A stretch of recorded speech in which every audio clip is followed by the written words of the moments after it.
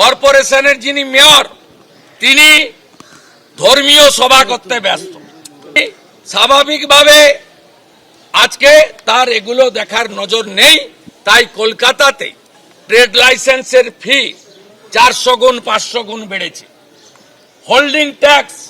400 গুণ 500 গুণ বেড়েছে, জলের কর চাপিয়েছে, কিন্তু মানুষের পরিষেবা যে কলকাতা থেকে এত রেভিনিউ কর্পোরেশন বা রাজ্য সরকার আর্ন করে,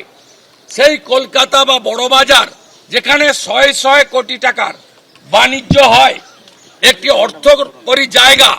বহু লোকের প্রত্যক্ষ পরোক্ষ কর্মসংস্থান হয়, সেখানে প্রত্যেকটা বিল্ডিং প্রায় হোটেল বা ইত্যাদি যৌতুকগৃহ বানিয়ে রেখে আজকে পশ্চিম বাংলায় কাজের জন্য, আত্মীয়র সঙ্গে দেখা করার জন্য, চিকিৎসার জন্য আসা 14টি মানুষকে নিথর দেহ তার বাড়ির লোককে নিয়ে যেতে হলো।